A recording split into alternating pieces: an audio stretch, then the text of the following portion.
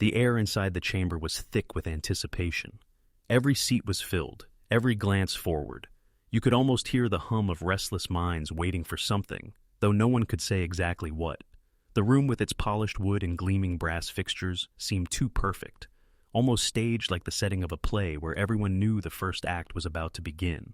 At the center of it all sat the figure people had come to see, calm, collected, with a face that revealed little. John Kennedy leaned back in his chair as if he had all the time in the world. To his right, Michelle adjusted her notes. Her movements were sharp, deliberate, each one signaling that she was ready, not just to speak but to challenge. Those in the audience leaned forward slightly, sensing the contrast between the two. He was stillness, she was energy. The balance between them was fragile, but fragile. Things can be the most explosive. Outside the chamber, life continued in its usual rhythm. Phones buzzed, cars honked, footsteps echoed against marble floors. Yet here in this one room, time felt slower, stretched thin by the weight of expectation. Every whisper seemed louder, every cough carried. The silence before words is often more powerful than the words themselves. And tonight that silence felt heavy. Michelle finally looked up, her eyes sweeping across the room before resting squarely on Kennedy. She knew the stakes. This wasn't just about a debate. It was about proving a point, seizing the narrative before he could. She leaned into the microphone, her voice steady but charged with an undercurrent of challenge. The first words of any exchange set the tone, and she intended hers to cut through the stillness like a blade. Kennedy, unhurried, tapped his pen lightly against the desk. It wasn't impatience, it was rhythm, a quiet reminder that he would speak when he was ready, and when he did, the room would lean toward him just as it heaved. Witty leaned toward her. Between the two of them, the tension was a rope pulled taut, waiting for the first real tug. People shifted in their seats. Journalists scribbled in half sentences, knowing they would have to rewrite them moments later. The atmosphere was no longer simply charged. It was electric. What would be said could not be unsaid, and the beginning of something irreversible hung just seconds away. In every great moment of conflict, there is a still point, a breath before the plunge. That was this moment. And as the room held its breath, one thing was certain. Whatever happened next, no one would leave unchanged. Michelle was not a newcomer to this kind of stage. Her reputation was built on confidence, sharp intellect, and a determination that made people listen, even if they disagreed. She carried herself with the energy of someone who believed she could turn any argument to her advantage. She had studied, prepared, and rehearsed the rhythm of her words so carefully that her voice carried not just facts but force. Her presence was that of a challenger who was unwilling to retreat. To her, this was not simply a debate. It was a moment to claim authority. Across from her sat John Kennedy, a man whose style could not have been more different. Kennedy was measured, patient, and deceptively simple in the way he spoke. He often leaned on humor. Sometimes a slow southern drawl, sometimes a sharp turn of phrase that carried more weight than entire paragraphs. What made him effective was not just his intelligence, but his ability to distill complexity into something undeniable. He didn't try to overwhelm. He tried to cut straight to the heart of the matter, and in doing so, he often left opponents disarmed. The contrast between them was more than style. It was philosophy. Michelle's approach was to dominate a room, to keep talking until every angle was covered and every silence filled. Kennedy's approach was to wait, to let silence work for him, and to strike with a single sentence that carried more power than a speech. For Michelle, momentum was everything. For Kennedy, patience was his weapon. Both approaches worked in their own ways, but together they promised a clash that was bound to be unforgettable. Observers could sense the deeper stakes. Michelle was seen as a rising figure, someone who could not afford to falter publicly. A stumble here would not just be a lost argument, it would be a crack in the image she had carefully built. Kennedy, on the other hand, carried a different kind of weight. He had been underestimated before, written off as too plain-spoken or too unpolished, and yet time and again he had shown that people remembered his words. To him, this wasn't about ambition. It was about truth spoken plainly, and his ability to stay rooted in that truth gave him strength. Their personalities extended beyond politics into how people related to them. Supporters of Michelle admired her as a fighter, someone who pushed forward even when resistance was strong. They saw in her a reflection of themselves, the determination to be heard, the energy to stand against odds. Kennedy's supporters admired his calm, his refusal to be rattled, and his ability to make the complex feel simple. They valued that he didn't shout to be heard, but instead trusted his words to land on their own merit. When people spoke about Michelle, they often used words like bold, fiery, or relentless. When they spoke about Kennedy, they used words like steady, sharp, or authentic. These weren't just descriptions, they were reflections of how each figure made people feel. Michelle could ignite a room, Kennedy could ground it. Michelle could challenge assumptions, Kennedy could simplify them. In these differences lay the heart of the conflict that was about to unfold. Beyond the individuals, there was the question of audience. Some had come to see Michelle prove herself.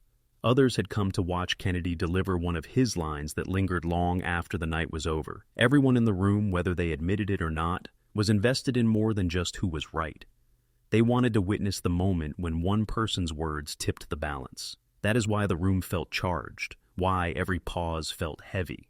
It wasn't just the two people at the microphones, it was the energy of hundreds of expectations pressing in from all sides. And at the core of it all was the clash of two visions. One vision believed in pushing, pressing, and overwhelming until resistance broke.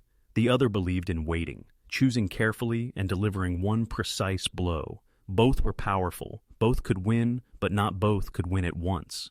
The inevitable collision was no longer a matter of if, but when. And as Michelle prepared to launch her argument, and Kennedy leaned back with that calm, almost amused expression, the answer to that question drew nearer with each passing second. The room grew sharper the moment Michelle began. Her voice carried confidence, and she did not hesitate to lean into the momentum she had built from the start. She launched her arguments quickly, layering point upon point with the skill of someone who had rehearsed every word. Her goal was clear: get ahead, keep the pique, ace fast, and never allow her opponent a chance to control the rhythm. She pointed, she gestured, and her tone suggested not just knowledge, but authority. People in the crowd leaned forward, some nodding, some skeptical, but everyone listening. Kennedy did not interrupt. He sat back, listening with the stillness of someone who understood the value of patience. His hands rested on the desk, his eyes steady. While Michelle pressed forward with argument after argument, Kennedy let the storm roll over him.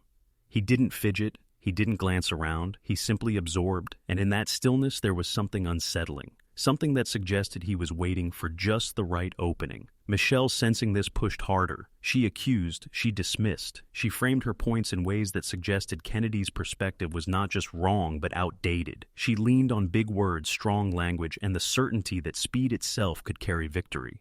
The more she spoke, the more it seemed she believed the sheer weight of her voice could silence her opponent. But silence has its own weight, and Kennedy understood that. When Michelle paused to draw breath, Kennedy leaned forward slightly. His voice, calm and measured, cut through the air with a sharpness that stood in contrast to the flurry that had preceded it. He did not speak quickly, he did not try to match her energy. He chose his words carefully, and in their simplicity, they landed with force. The first exchange set the tone.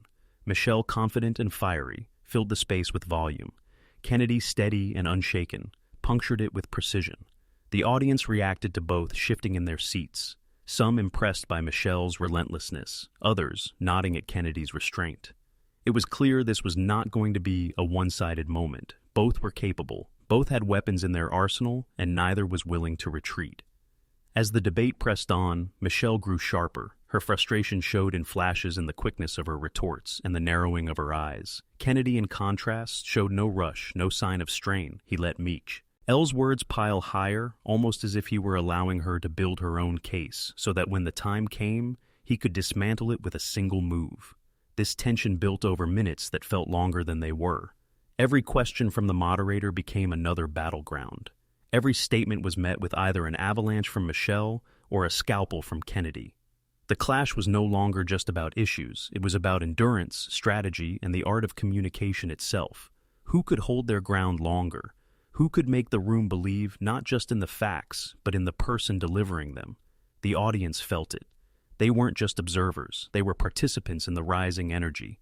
Gasps followed. Sharp moments. Laughter slipped in when Kennedy's humor surfaced, and murmurs filled the silence. Michelle tried to break with another rush of words. The clash had become a performance, and both knew it. They were not just speaking to each other. They were speaking to every ear in the room and every eye that followed their moves. And yet, under all the noise and all the rhetoric, there was a deeper undercurrent. Michelle believed she could outpace her opponent by sheer force of will. Kennedy believed that patience and timing would be enough. Two strategies, two philosophies grinding against each other like tectonic plates, and everyone watching knew it was only a matter of time before one shifted the ground beneath the other. The first clash had not yet ended, it had only just begun. Amid the tension of the clash, the focus shifted for a moment away from sharp arguments and clever comebacks. The moderator posed a question that wasn't just about policy or law. It was about people, about what decisions mean when they leave the marble walls of power and settle into everyday lives. The room softened, as if the weight of the question pulled it down from the lofty realm of rhetoric to the ground where ordinary people walk. Michelle took the lead, her voice strong but now carrying a different tone. She spoke about a woman she had once met, a single mother struggling to keep her household afloat. The woman had worked long hours, saved every penny, and yet one unexpected setback nearly undid it all. Michelle painted the picture vividly, not with statistics, but with human detail. The cracked shoes the woman wore, the tired look in her eyes, the way she held her child close as if sheer love could protect against the weight of circumstance. Michelle's story wasn't just an argument. It was a plea for understanding. For a moment, her words carried not just conviction, but compassion. The audience leaned in. This was no longer about strategy or dominance. It was about real lives, real pain. Even those who disagreed with Michelle's politics found it hard not to feel something in the way she told the story. When it was Kennedy's turn, he paused. He didn't rush to respond, as if he understood that the weight of what had been shared needed a breath before another voice entered. Then he began with his own story, one that seemed drawn not from a stage but from memory. He spoke about a man he had grown up near, a farmer who worked dawn to dusk, whose hands were weathered from years of tending land that gave as much struggle as it did harvest.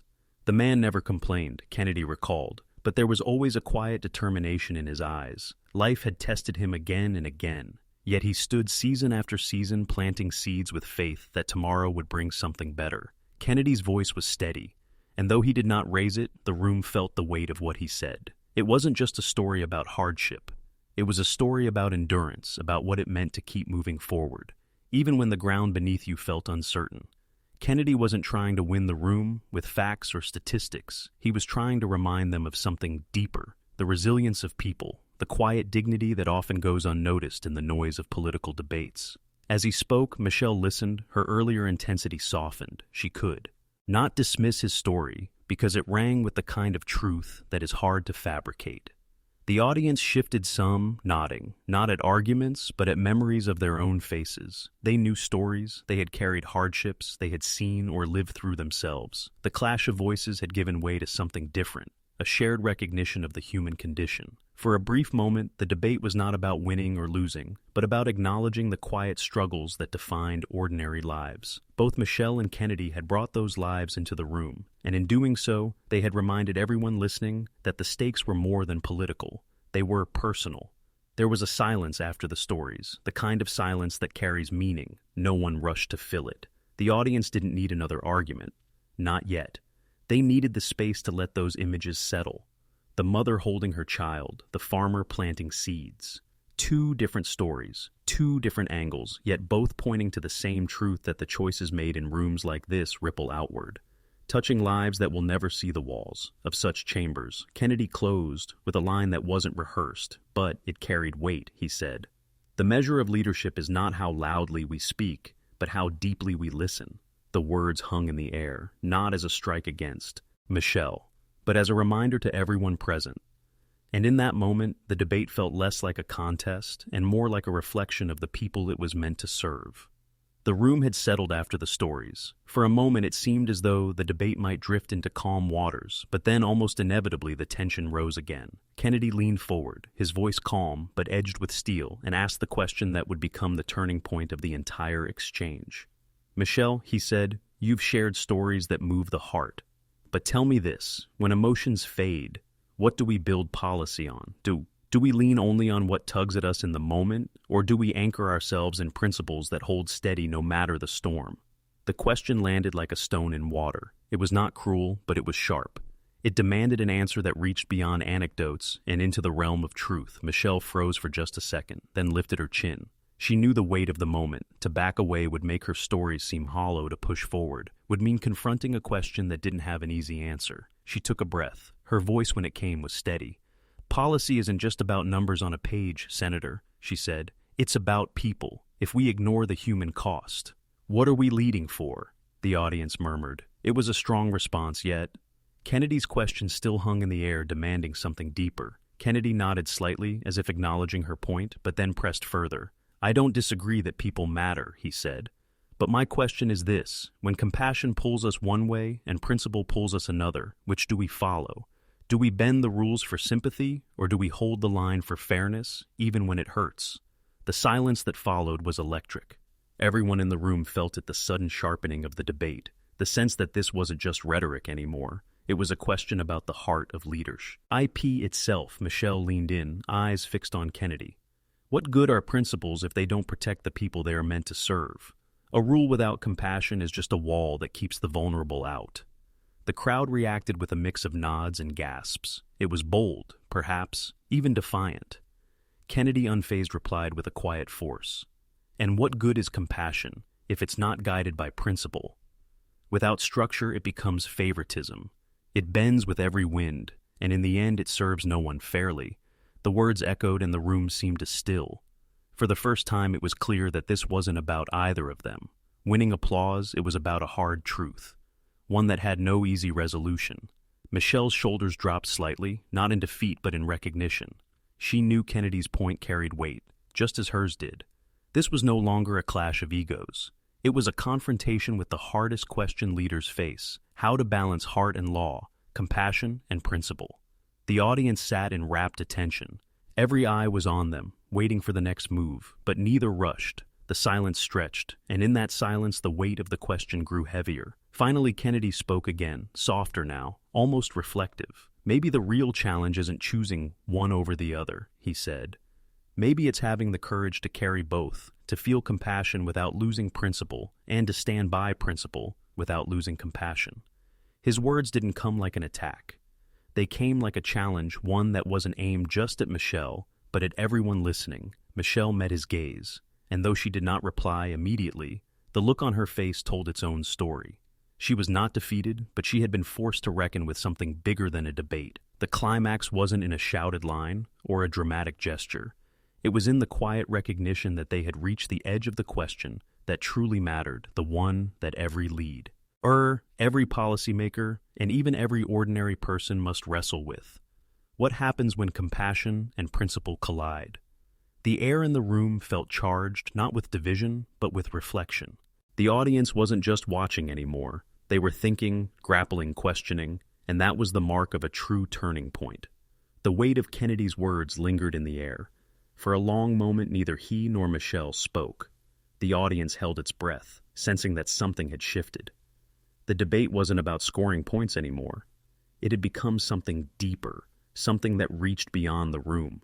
Michelle finally broke the silence. Her voice was quieter now, not defensive, not combative, but thoughtful. Maybe you're right, she admitted. Maybe it isn't about choosing one side of the scale over the other. Maybe it's about holding both, even when it feels impossible. The crowd seemed to exhale all at once. The tension eased, replaced by a different kind of energy, one that felt less like confrontation and more like understanding. Kennedy leaned back in his chair, his expression softer than before. It's never easy, he said. Principles demand discipline. Compassion demands heart. But if leadership means anything, it's the willingness to bear both burdens even when they pull in opposite directions. That statement carried a gravity that settled over the entire room. For once, it wasn't about Michelle or Kennedy. It was about the larger truth they had stumbled upon together. Michelle gave a small nod, her eyes reflecting both resolve and humility. Maybe that's the real test of leadership, she said. Not having all the answers, but having the courage to wrestle with the hardest questions. The audience erupted, not in wild applause, but in a quieter, more powerful response. Nods, murmurs, the kind of acknowledgement that comes when people hear something that rings true. It was in that moment that the debate transcended itself. It was no longer a clash of personalities. It became a mirror, reflecting back the struggles of everyone listening. One man in the audience whispered to the person beside him, "This isn't about them, any," or "This is about us." Kennedy and Michelle.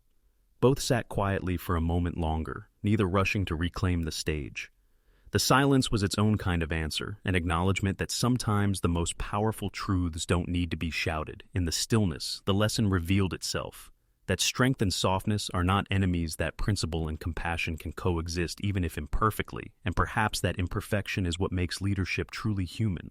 Kennedy finally spoke again, his tone more personal than political. When we strip everything else away, titles, debates, power, what we're left with is responsibility. Responsibility to those who look to us, and responsibility to something bigger than ourselves. Michelle's reply was just as honest. And responsibility to remember that behind every law, behind every policy, there's a person, someone waiting for us to get it right. The room fell silent again, not with tension this time, but with reflection.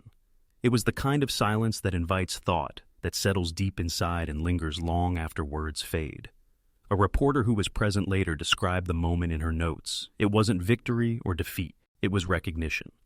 Two voices different, as they were found common ground in the one truth that mattered, that leadership isn't about silencing or winning, it's about carrying the weight of both heart and principle, even when it hurts.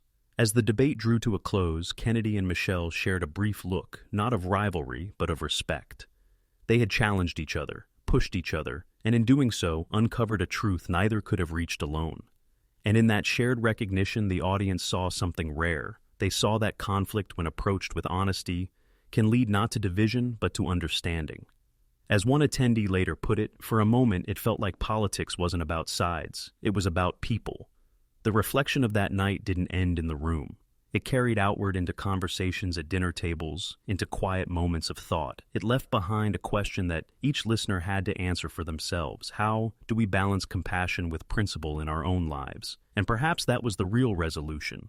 Not a conclusion tied neatly with a bow, but an opening into something larger, something that demanded each person carry the question forward. As Kennedy himself said in his closing remark, the hardest truths aren't there to end the conversation. They're there to keep us honest enough to continue it. The lights dimmed, the debate ended, but the echo of the exchange lingered. Kennedy and Michelle had stepped off the stage, yet their words stayed with the audience like a quiet current that refused to fade. It wasn't about who won or who lost. It was about the reminder that even in the sharpest of clashes, there can be moments of clarity, moments that speak to something deeper than politics, deeper than performance. Sometimes it takes a single line spoken with conviction to change the entire direction of a conversation, and sometimes it takes the humility to listen to that line for its true, thus to settle in.